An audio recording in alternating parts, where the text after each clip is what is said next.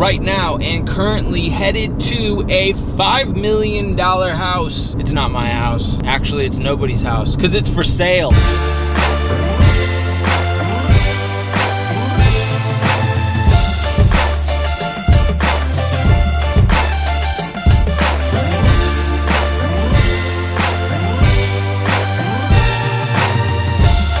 So I just did something for the very first time ever. I walked around a $5 million house because, well, my girlfriend, she's a luxury real estate agent here in Miami, and I get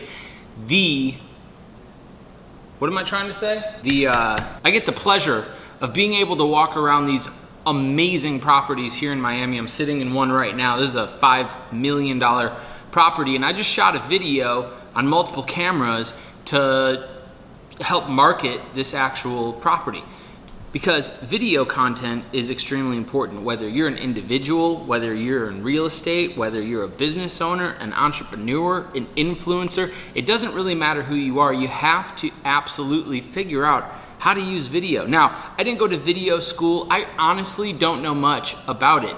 I don't know much about cameras or apertures or what's some other good camera words? Shutter speeds. I don't know how to do much in post-production or color grading or adding effects. I don't know how it all works. But I do know this, is that I'm going to learn and I'm gonna figure it out and continue taking weird projects like taping real estate properties so that I can get good at making content that's good. But before I get into all that, let me show you this house.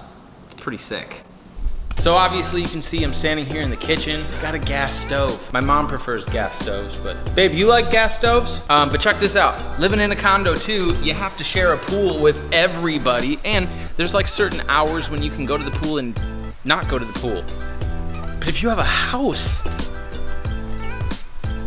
you can swim anytime you want to. Midnight, sure. 4 a.m., absolutely. Another thing that I absolutely love doing is grilling. I love grilling food. I love grilling chicken.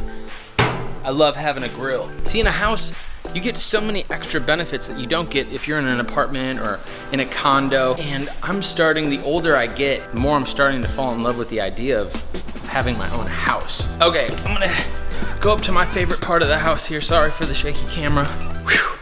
It has a living room on top of the living room that's actually downstairs. Pretty sweet. But my favorite part of the house, it's not this master bedroom right here. My favorite part about this house is this shower area. So now I'm just chilling here in the bathtub. It's an oversized bathtub, has steam jets, got some fluffy towels. And if you guys can see this, I got palm trees to look at.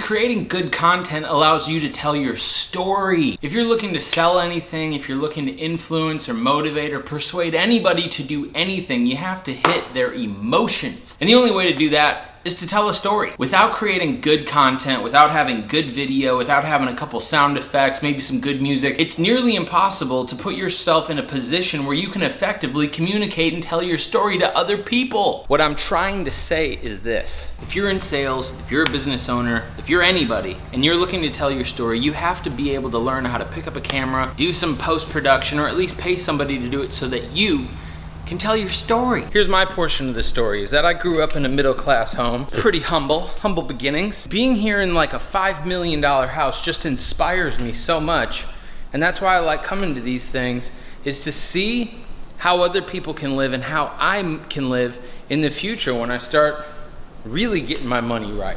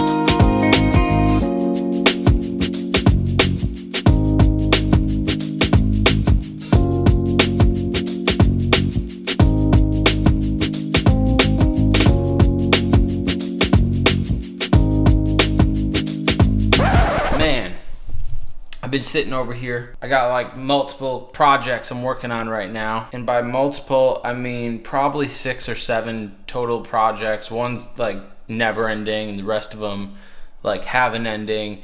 But it takes a while, and there's only so long you can sit in your chair. One of the things that a lot of people don't understand because they don't really live it, like if you're busy living in a cubicle and you're typing away and making your calls or doing whatever it is that you do in your cubicle at your job, you can't you hit the break button, right? You get your 15-minute break, your hour-long lunch, whatever that whole 9 to 5 thing is that I lived for so long. You can, go out to a park bench, you can eat a sandwich, maybe you're lucky you can run to a Starbucks, grab an espresso shot or whatever. But you can't always throw on your swimming trunks and go to the pool, can you?